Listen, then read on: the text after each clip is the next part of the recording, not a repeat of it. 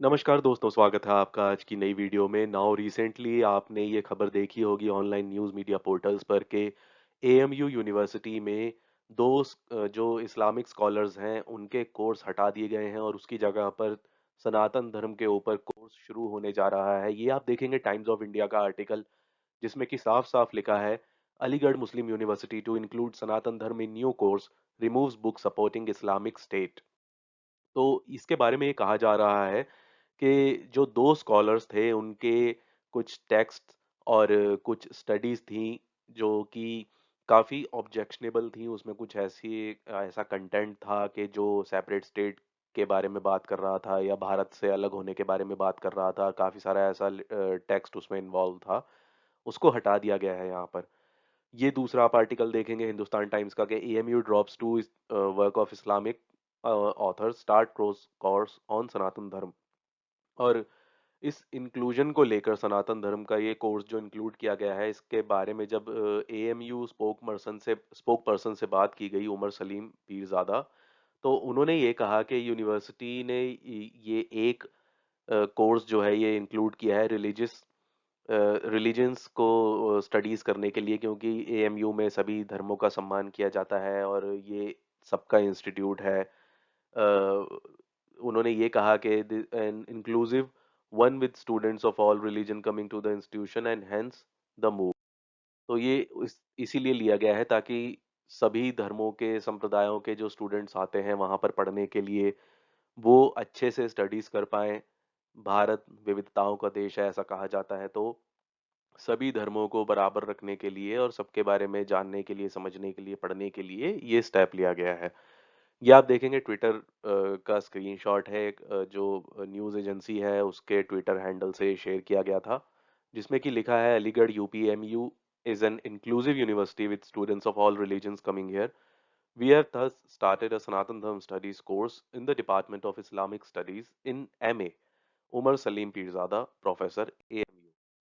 और ये हैं वो 2 स्कॉलर्स जिनका जो स्टडी मटेरियल था या कोर्स था वो हटाया गया है।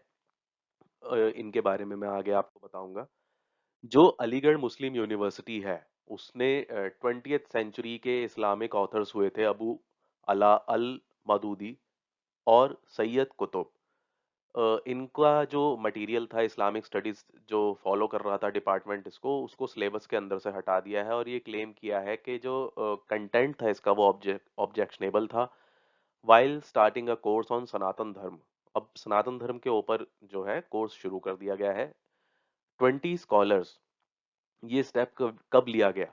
तो about 20 scholars had recently written to prime minister Narendra Modi. जब दरअसल 20 स्कॉलर्स ने नरेंद्र मोदी जी जो प्रधानमंत्री हैं उनको एक ओपन लेटर लिखा था कंप्लेंट करते हुए कि ये इंक्लूजन जो है इन दो ऑथर्स का सिलेबस के अंदर, इसको हटाया जाए, इसको विथड्रॉ किया जाए और ये डिसीजन लिया गया उसके बाद कि ये टेक्स्ट जो है वो ड्रॉप किया जाएगा, which the protesting scholars said propagated radical political Islam।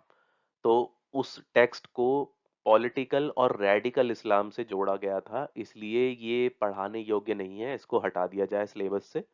ऐसा कंप्लेंट लेटर में लिखा गया और ये डिसीजन उसके बाद मंडे को लिया गया, सीनियर एम जो एएमयू ऑफिशियल हैं उन्होंने बताया। और सनातन धर्म का जो कोर्स है इसको इंक्लूड करने के ऊपर उन्होंने ये जो बयान दिया वो मैंने आपको बता दिया है कि भई यहाँ पर हर रिलीजन के और हर रीजन के स्टूडेंट्स आते हैं पढ़ने के लिए, एडमिशन लेने के लिए, तो इसलिए हमने सनातन धर्म की स्टडीज़ को इस कोर्स के अंदर इंक्लूड किया है in the department of Islamic studies in MA. तो पोस्ट ग्रेजुएशन कोर्स के अंदर ये इंक्लूड हुआ है। अब थोड़ा-सा इन राइटर्स के बारे में जानते हैं कि आखिर ये कौन लोग थे। तो अबू अला अल मौदूदी जो 1903 से ले 1903 में जन्मे थे, 1979 यानी कि 1979 में इनका इंतकाल हुआ। ये इंडियन इस्लामिक स्कॉलर थे जो माइग्रेट हो गए थे Pakistan shortly after partition. Partition के थोड़े समय बाद ही। और इन्होंने ही जमात इस्लामी, आपने अभी सुना होगा न्यूज़ में काफ़ी नाम आया था इसका, जब यूपी में जो अ, अग्निपथ स्कीम को लेके राइट्स वगैरह हुए थे और डोनेशन बॉक्सेस की बात कही गई थी। और और भी सारे काफ़ी सारे मामलों में इनका नाम जुड़ा हुआ था जमात इस्लामी का। तो उस वक़्त ये नाम ज़्यादा न्यूज़ में आया था। तो ये इन्हीं के द्वारा फाउंडेड की गई थी। Muslim organization in India and Pakistan, और ये दोनों जगह थी, इंडिया में भी और पाकिस्तान में भी। His leading work includes Tafhim ul Quran. He had graduated from the Deoband Seminary in 1926. तो 1926 में ये वहाँ से ग्रेजुएट हुए थे। और लेकिन उसके बाद जब ये ग्रेजुएट हो गए वहाँ से, तो इन्होंने जो वो देवबंद जो सेमिनारी था और उसका जो पॉलिटिकल विंग था जमीयत उलेमाए हिंद, उन दोनों को छोड़ दिया था। उसके बाद जो दूसरे राइटर थे सईद कुतुब, ये 1906 में जन्मे थे, 1966 में इनका इंतकाल हुआ। और ये एक इजिप्शियन ऑथर थे। ये भी एक लीडिंग मेंबर थे मुस्लिम ब्रदरहुड के in the 1950s and 60s। और ये जाने जाते थे अपने रेडिकल व्यूज, और ये उसको लेके जेल भी हुए थे जब इन्होंने प्रेसिडेंट गमल अब्दुल नसर, जो इजिप्ट के प्रेसिडेंट थे, उनके खिलाफ आंदोलन वगैरह किया, उनको अपोज किया, तो उसके लिए इनको जेल में भी डाला गया था। और Qutub authored over a dozen works, मतलब एक दर्जन से ज्यादा इनकी जो हैं वो लेख हैं, किताबें हैं, रिसर्च हैं, स्टडीज हैं, including a commentary on the Quran and social justice in Islam. तो इन दो टॉपिक्स के ऊपर भी इन्होंने काफी रिसर्च और काफी किताबें और टेक्स्ट लिखा। पीरज़ादा, जो एएमयू के प्रोफेसर थे, जो हमने आपको अभी बताया, उन्होंने कहा कि works of these authors were part of optional courses. तो काफी लोगों ने ये शिकायत दर्ज कराई थी कि भई आप ऐसे कैसे कोर्स में से किसी राइटर के टेक्स्ट को आप हटा सकते हैं। और काफी लोगों ने ये भी कहा कि भई ये प्रेशर बनाया जा रहा है, जो रिलीजियस ग्रुप हैं, हिंदू एक्सट्रीमिस्ट ग्रुप्स हैं, उनके द्वारा या गवर्नमेंट के द्वारा प्रेशर बनाया जा रहा है, इसलिए ऐसे डिसीजन लिए गए हैं। लेकिन जब एएमयू के प्रोफेसर ने इस पे सफाई दी, तो उन्होंने बोला कि ये जो दोनों राइटर्स का जो पब्लिकेशन था, जो टेक्स्ट था, वो ऑप्शनल कोर्स के अंदर था। तो ऑप्शनल कोर्स में कंपलसरी नहीं होता कि आप उसे चेंज नहीं कर सकते।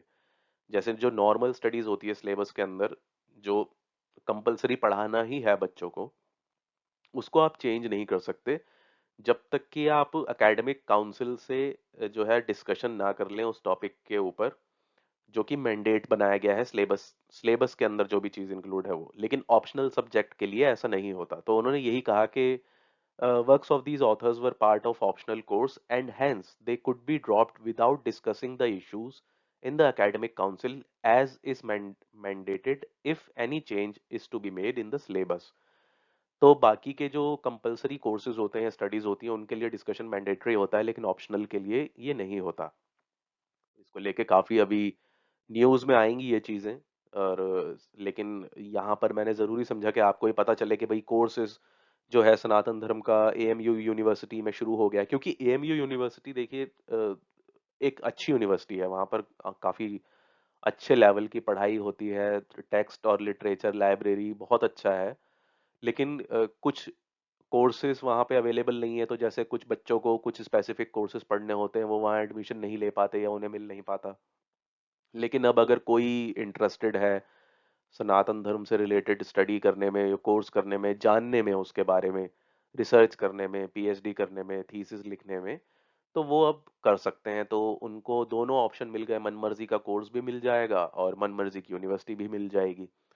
तो अगर आप भी करना चाहते हैं, जाना चाहते हैं, स्टडीज के बारे में जानना चाहते हैं सनातन धर्म की, तो आप डेफिनेटली ज़रूर ट्राई कीजिएगा।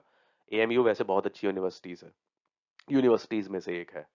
तो ये एक अपडेटेड वीडियो थी। आई होप आपको पसंद आई होगी। ये जो नॉलेज, जो कंटेंट दिया गया, जो इन्फॉर्मेशन दी गई, आपका इस बारे में क्या सोचना है कि क्या ये सही है, गलत है, इस तरह की स्टडीज़ को शामिल करना, कोर्सेज को शामिल करना, या क्या ये प्रेशर में लिया गया डिसीजन है? क्या आपको क्या लगता है इस बारे में? आपके क्या विचार हैं? आप कमेंट सेक्शन में ज़रूर बताइएगा। किसी पर्टिकुलर टॉपिक पर आप वीडियो देखना चाहते हैं तो वो भी ज़रूर बताइएगा हमें, ताकि अगली वीडियो हम ऐसे टॉपिक पर बना सके जो आपको पसंद हो।